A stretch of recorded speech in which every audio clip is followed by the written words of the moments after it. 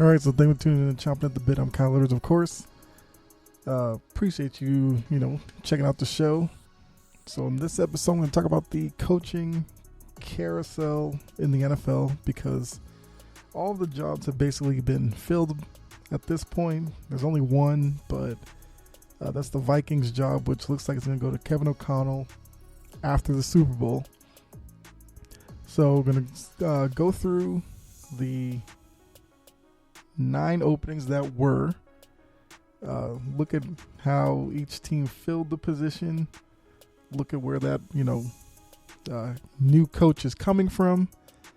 But of course, if I'm going to talk about the coaching situation, I'll have to talk about the whole Brian Flores aspect to, this round of coaching hires.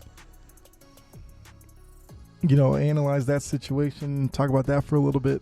But, I'm going to spend this episode talking about the new coaches as well as Brian Flores. So I think before we really look at the, coaching jobs that were filled, should probably start with talking about Brian Flores. If you don't know what happened, Brian Flores has a lawsuit ready to go or has already filed it or whatever against the NFL and 3 teams. I believe those teams are the Giants, Broncos, and I just had the third one, so a bunch like Giants, Broncos. I can't remember the third team. Dolphins, I believe. Yes. So, Dolphins were his previous employer. I mean, he's basically, alleging, that he was, I guess, wrongfully fired from that job, which makes sense because he was there for 3 years. I think he had at least 2 out of the 3 years where, the Dolphins finished over 500. This past year they finished with 9-8. But seems like from the team's perspective, he didn't, philosophically work with what they're trying to do. Because I think Flores wanted to get rid of Tua. The organization wants to keep Tua and make him the future or something like that. Broncos and the Giants were because of once he left the Dolphins and he was, looking at those 2 teams to interview, felt like he didn't get a fair shake. Which with the Giants we know, well, I think the Broncos was first because I believe Flores is saying that, John Elway was like drunk or something, wasn't really serious about the interview. Giants was, they had basically given the position to Brian Daboll before they interviewed Flores. And that's where Bill Belichick gets into the story because Belichick messaged Flores about congratulations on the Giants job, only to realize it was the wrong Brian. He had to send it to Daboll, so Flores understood going into the Giants job, to the Giants interview, he wasn't getting the job. So, felt like it was a sham interview, which, the whole Rooney Rule was put in place to, kind of do away with situations like that. Because with the Rooney Rule, each team has to, interview a minority candidate. But you can't just do a sham interview. It's supposed to be like a legit interview process, which we saw with Eric Bieniemy when he interviewed with the Saints job. It was like an 8-hour interview, and they really went through the process. So, like I said, I understand what Flores is doing because he was clearly, too good of a coach to lose the Dolphin job. And then he was, the same coach that was too good to not get one of these job openings that they, that just opened up. Of course, with the lawsuit against the league and stuff, maybe some teams clearly pulled away from him because of that. Now, I saw some places where people were saying that Brian Flores is probably done as a coach in the NFL. to be honest with you, I can't really say that because I could easily see if he goes somewhere, he becomes a defensive coordinator again, proves that he can run, a good defense and all that. I feel like in a couple of years or so, all this blows over, and then he probably gets back out there into the coaching circle again. Or if it is maybe the end for him, maybe he goes on and becomes a college coach. I don't know. But I'm not going to say like this isn't completely, end his career as, coach, whether it's NFL or college. So I guess with that, that's pretty much the Brian Flores situation in a nutshell. So let's go ahead and transition into the openings that were and how they were filled by who. First job that was open was the Bears job. The Bears were moving off of Matt Nagy, who after a few years of not living up to expectations, they finally moved on from him. They brought in Matt Eberflus. I think I'm pronouncing that last name right. Who was the former Colts defensive coordinator. This hire doesn't really move the needle for me. I mean, I guess I understand that the Bears' strength is their defense. So I guess they brought in a defensive guy to further solidify the defense, maybe take it to another level. So the key here, and usually with these defensive coordinators who get head coaching jobs, the biggest deal will be who do they get to be the offensive coordinator and make sure that that's running smoothly. Because there are times where defensive coordinators get jobs and then they put the wrong guy in an offensive coordinator, which then looks bad on them, and they end up losing some of these jobs prematurely. Like I said, doesn't move the needle for me, but for Eberflus, however you say it, number one priority there, figure it out with Justin Fields, which is why I said it's going to be key for him to pick the right offensive coordinator, because Fields had a rough start to his career. He's going to need a offensive coach, quarterback coach, that kind of operation where they take advantage of his skill set, come with a playbook around his skill set. Nagy seemed to get in trouble because he wanted Fields playing more in the pocket, whereas Fields is more of a scrambling quarterback. Second job was the Broncos job. They moved off of Vic Fangio, who had a couple of subpar years as well.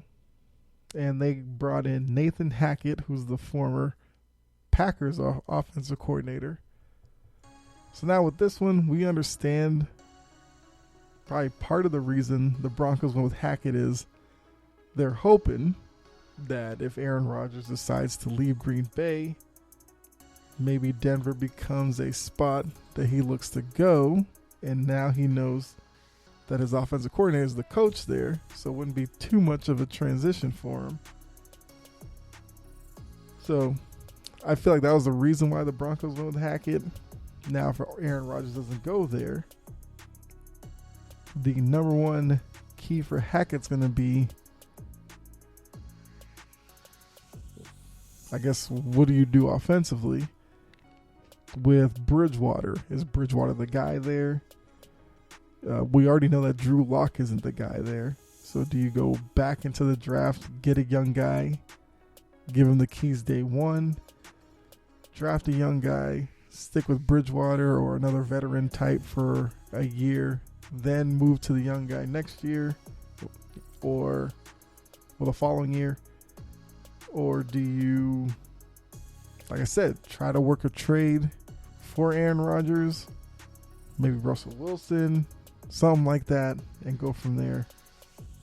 Now, of course, Hackett's getting this job because, the offenses in Green Bay have been pretty good, at least in the regular season. Now, playoffs have been a little bit of a different issue, but for a team like Denver, where they need an offensive mind to get in there and try to figure it out with this offense, because there's pieces there.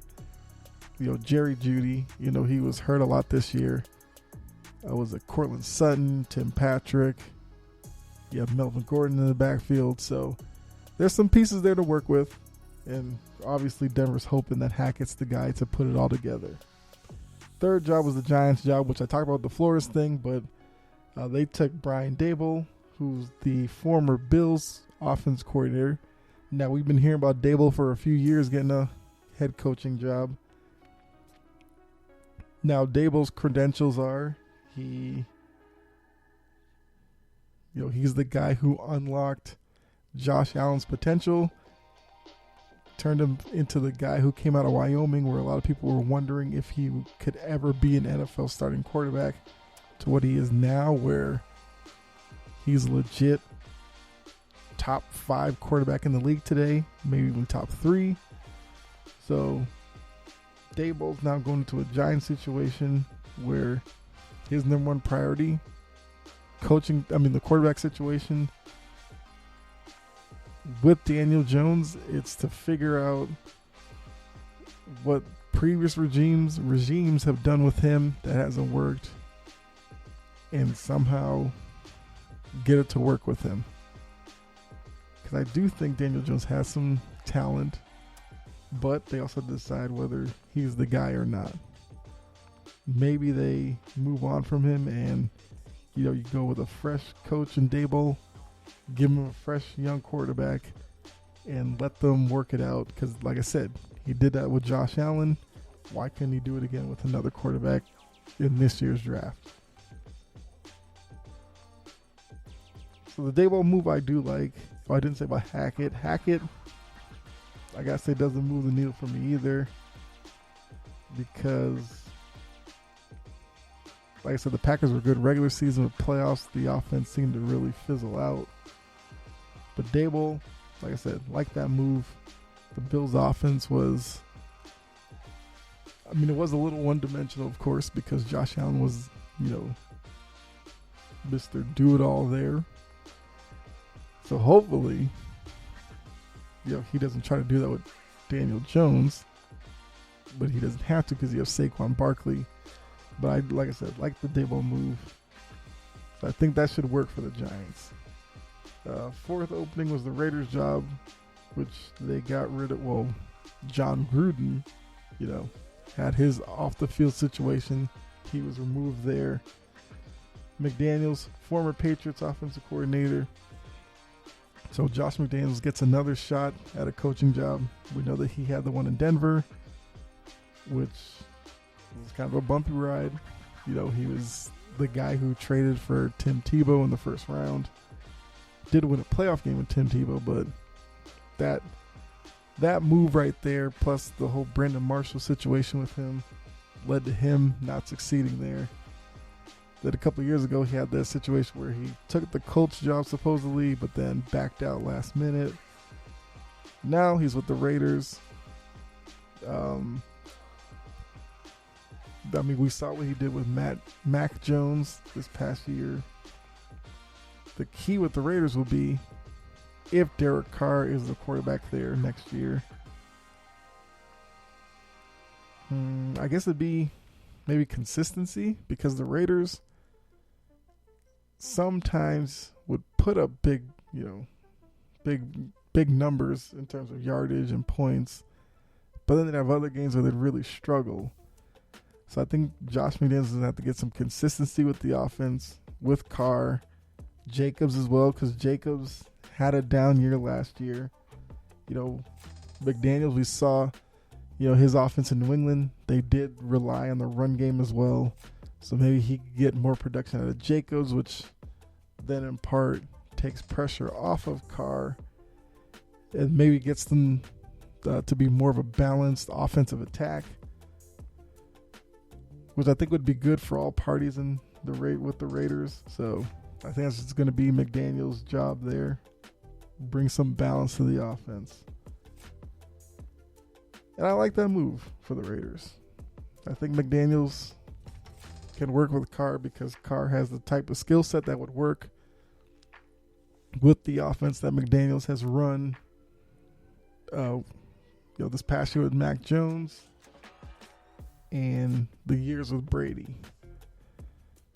Of course, not the Cam Newton year, but I think Carr's a good fit with McDaniels.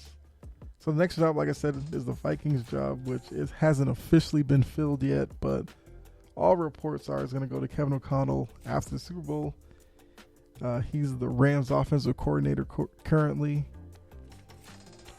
So if he, puts forth a game plan that ends up winning the Super Bowl, that's going to look even better for him going into the Vikings situation. But the Rams had a good year this year. O'Connell might be a name that's maybe came out of left field a little bit, but I think it's a good hire. And I said before, I think the Vikings job is not as bad as some people may think it is. Yeah, you have Kirk Cousins at quarterback, but you could do a lot worse than him. You've got Dalvin Cook as your running back. You have Justin Jefferson, Adam Thielen in your wide receiver group. So the skill position is pretty set. So with O'Connell, you're just going to want to elevate Cousins a little bit, especially with primetime games. Get Cousins to perform better in those games. And in that division where Rodgers leaves, that clearly the Packers will take a step back, depending on how they fill it, of course. You have the Lions, who are the Lions. And then you have the Bears, who are now going to be introducing a new coach this year. They still have to figure out with Fields. So if O'Connell can get there, get Cousins playing well, the Vikings could be a sleeper team to win that division next year. Maybe not a sleeper team, but a sneaky pick to win that division next year. So I like the O'Connell move. I do like that for the Vikings. The next job, Jaguars job. So we know Urban Meyer had his thing off the field, which led to him having to be dismissed down there. They bring in Doug Peterson, who haven't heard from Doug Peterson since his time with the Eagles. He did win a Super Bowl there. And I think that was something where between him and ownership bumping heads, he ends up leaving there. It's been a couple of years, like I said, so he's a couple of years out of the head coaching scene. But now he's back with the Jaguars. Okay, so for me, now, a lot of people do give Doug Peterson a lot of credit for his offensive scheme. I believe he was Patrick Mahomes' first coordinator. I believe Peterson was there when Patrick Mahomes was drafted. Moved on to the Eagles. He, like I said, won the Super Bowl with Wentz back when he was good. And Nick Foles. So the production's there. I do think Peterson might be slightly overrated, but he did win a Super Bowl, so the experience is there. And I think, the whole thing with the Jaguars is going to be getting Trevor Lawrence to cut down on turnovers, number one. Now, hopefully, with with Etienne coming back off of injury this year, maybe he's the guy who can become a security blanket out of the backfield. You can also hand the ball off to him. Maybe he's the type of multi-purpose weapon that can, unlock something in the Jaguars offense. Because, that team, it was a lot of empty possessions last year. So, Peterson, I think that could work down in Jacksonville, to be honest. So I'm okay with that hire. The Dolphins, like I said, that's where Brian Flores was fired. They bring in Mike McDaniel, who was the 49ers offensive coordinator. I mean, I gotta say, he's probably the one so far out of these picks that I didn't really know much about him. And I'd watched some 49ers games, but honestly never knew, didn't really hear about him. And I think it's because he's one of those coordinators that didn't actually call the plays, because Shanahan's there. And we know that the 49ers are running Shanahan's offense. That's not to say he's not qualified for the job, of course, because yeah, even though Shanahan's calling the plays, I mean, McDaniel's on the headset, so he hears the plays going in. I'm sure he does, stuff during the week in practice and all that. So it'll be interesting to see how he does down there. The key will be, I'm assuming they're bringing him in there to be, Tua's head coach. So it's going to be, getting Tua to take a little leap next year, because there are weapons down there as well with Jalen Waddle. I think they still have Devontae Parker, although he took a step back this year. You have Mike Gesicki, who believes a free agent, but if you can bring him back, you got a decent foundation to work with there. I mean, judging from the 49ers offense, I don't know if McDaniel's going to try to make maybe Waddle a Deebo Samuel type. That would be something that would be interesting to see. But it's an interesting pick. But I'm all for, teams giving a new guy a shot over, a retread. So it'll be good to see if McDaniel can, succeed in his first job as a head coach. Now, in terms of, is it a good move or a bad one? Like I said, I think I'm intrigued by this one, because I don't know if I like it. I don't know if I hate it. I'm intrigued by it, though. This next one, this one came out of nowhere. So the Texans, they fired David Culley, even though he was a guy who a lot of people didn't see getting the job last year.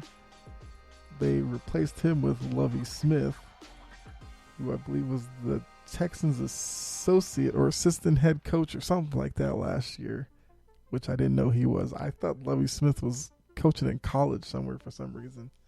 But they're staying within the organization, so Lovie Smith is now the head coach. Like I said, this one came out of nowhere because it seemed like Flores might have gotten that job. I was thinking that maybe Bieniemy would get this one as well. But Lovie Smith, he's done pretty well as a head coach. Well, not pretty well. That's a little bit of a stretch, but he's been okay as a head coach. I'll say that. With his time with the Bears, he was okay. I don't know if... Well, Lovie Smith has said that he likes Davis Mills. I was about to say, I wonder if they're doing this to try to get Watson back in the fold, but I don't see how Watson can play in Houston again. So I don't know.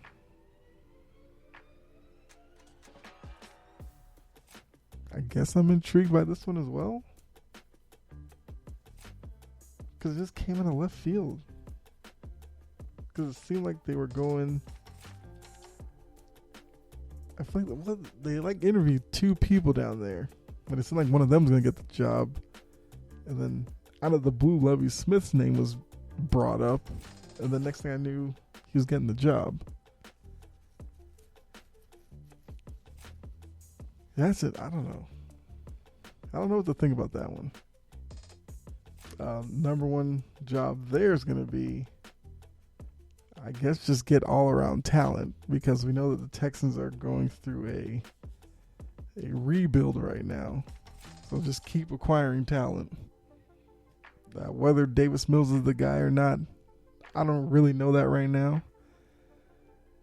He had a rough rookie year, but I mean, this is rookie year. I don't want to completely,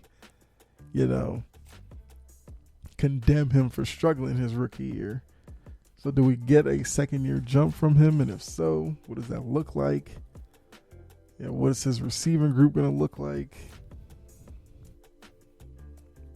We'll have to see. So like I said, number one job for Lovie Smith, get talent in Houston. The final job was the Saints job, which Sean Payton retired from or stepped away from, however you want to categorize it.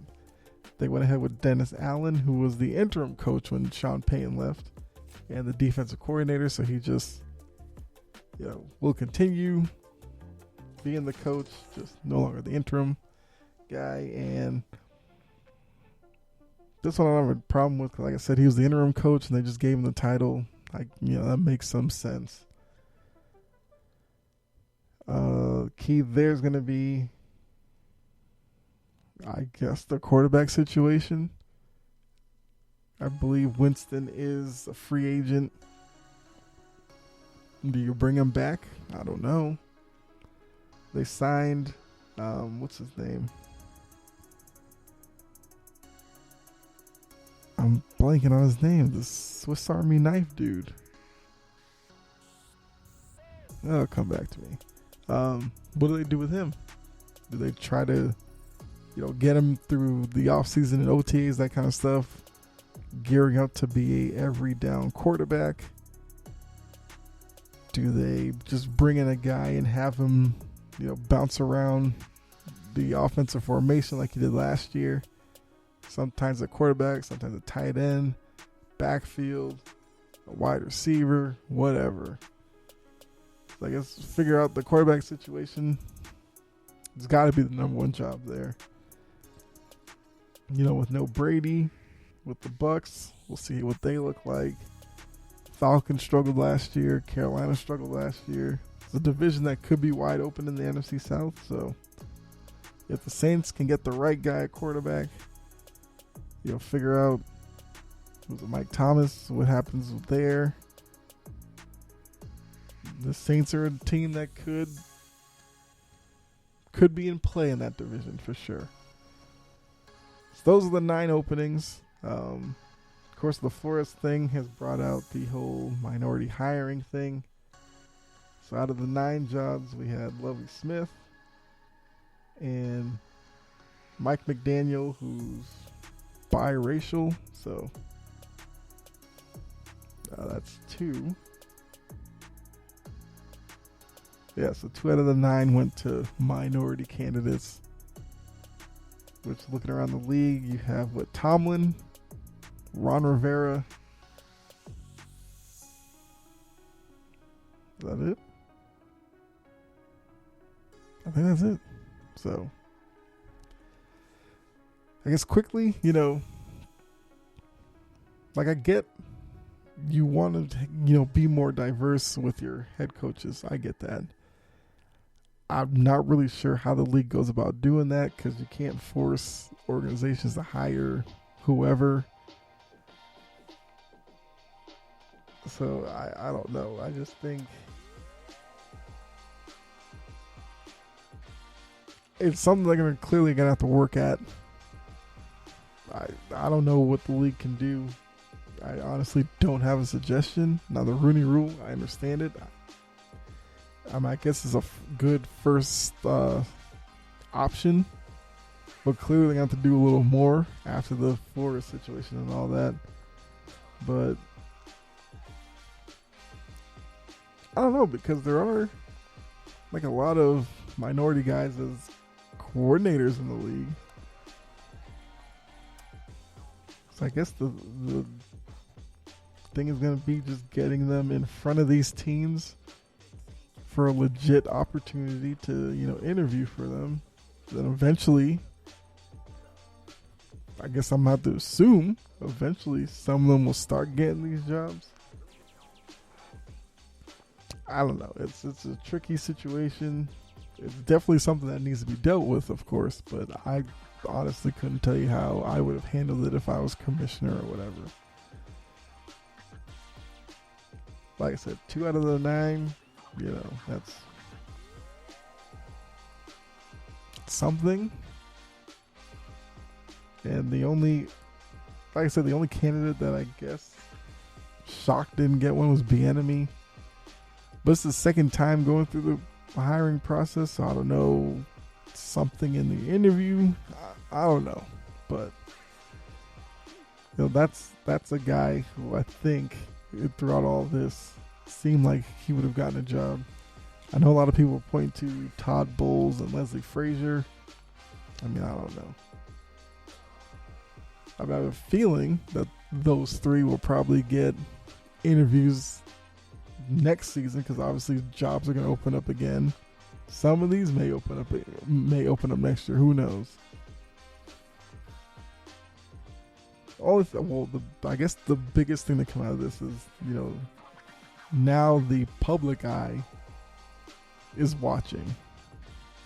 Goodell has come out and said that, the hiring process and all that kind of stuff, teams need to do better. So I guess we'll see if he can come up with some type of solution, but I don't know. It's a sticky situation. It's probably going to be something that's going to be looked at all year because if some of these guys struggle, I don't know. The question may be, would a Bieniemy have done better in one of these jobs? So it's probably something they're going to have to deal with this year, maybe next year, depending on how that hiring cycle goes. But it is what it is. It's a tough situation. Maybe part of the process needs to be, who was it, Jimmy Johnson said, you need more minority owners, and then that probably leads to more minority coaches. I know that there's Byron Allen, who's a, minority entrepreneur. He does a lot of things. He was like a comedian. I think he has a media group, all this kind of stuff. He's interested in buying the Broncos. He would be the first NFL owner if, he does get that. Maybe that starts a new trend where we start seeing more and more minority owners, getting in on, some of these teams if some of them do come up for sale. So we'll see. We'll see how the NFL looks in like 5 years. Is it still something that we're talking about where, we're trying to find minority candidates to, fill head coaching vacancies? Or will it be more of a norm in a few years where every cycle you're, getting a couple of minority hires and all that? I don't know. But you let me know what you think about the Brian Flores situation. Are you on his side, or you think maybe it's being blown out of proportion by him? I don't know. Let me know. Yeah, so it is Super Bowl week. Probably when I record Friday or Saturday, start looking at the game. But I think the next episode we'll talk some NBA for the next couple, and then get into Super Bowl preview. And that'll take us through the rest of the week. But thank you for tuning in. Hopefully you enjoyed the episode. If you did, you know what to do. Hit like, subscribe, share it with a friend, leave a comment, review, all that good stuff. If you didn't like it, that's cool too. Leave a comment as well. I mean, you're free to do that. And follow me on Twitter @ChompItPodcast. I think I mentioned a couple episodes ago, the podcast is now up on Good Pods. And I will say, I kind of like how they have it set up there. So if you're looking for a place like a one-stop shop to kind of get all the episodes and all that, you can go over the Good Pods, follow the show there, listen to the episodes there as well. Of course, if you have your preference of where you listen to podcasts, podcast is available.